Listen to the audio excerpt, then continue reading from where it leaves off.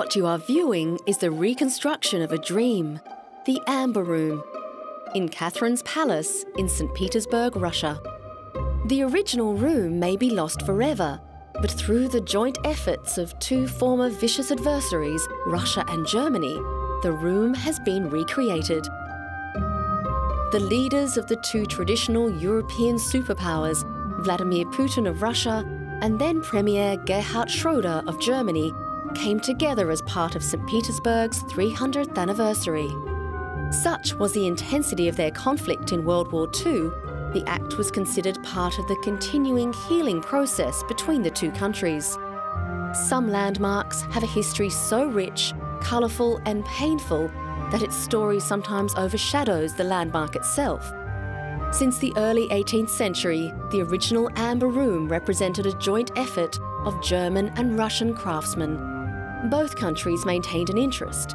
In the 18th century, Frederick the Great sent Queen Catherine more Baltic amber to fill out the originals in a new design. This is the only surviving pre-war colour photograph of the original Amber Room. The room's panels looked like a mosaic. It was made up of shaped, flat pieces of different shaded golden amber, inlaid with carved figures. There were many other amber ornaments like carved tulips and roses. Amber is a clear yellow sap which becomes fossilised over millions of years. It sometimes traps insects and flora, producing a perfect permanent cast. The Amber Room is just one of 78 St. Petersburg's landmarks put under reconstruction since 2000, under the 300th anniversary restoration programme. The original construction of the room from amber panels was commissioned by Frederick I of Prussia as he passed through an amber-rich corner of his kingdom, Kaliningrad, then called Königsberg. When Peter the Great passed through Berlin in 1716, he expressed admiration for the room. Frederick I's son, Frederick William, made him a present of it.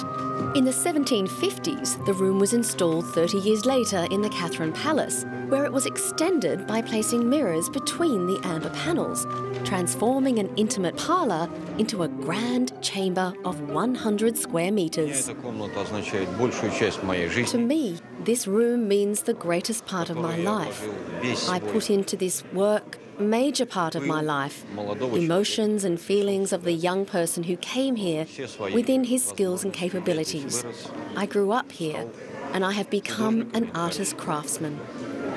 When Germany invaded Russia in October 1941, Soviet authorities decided that the room's amber panels were too fragile to be removed or evacuated.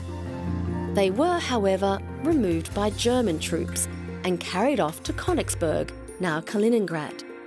With Germany besieged in the last days of the war, the room was packed up and stored in 27 crates and shipped out. That was the last time anyone saw it. In 1997, one of the panels was found in a private collection in Germany. The Berlin government bought the panel and presented it to Russia 2 years later. After years of unsuccessful searches, the Soviet leadership has decided to restore the room. But those charged with restoration face an uneasy task. All that remained from the original room was a series of black and white photographs and one colour slide. But hope was rekindled in early 2008. The son of a former Luftwaffe radio operator said his father's wartime diary suggested the room might be buried near the German village of Deutschnodorf. The digging process was slow because of the fear of booby traps, but even if the location is correct, experts are not holding out much hope of a recovery. Amber doesn't keep well when stored.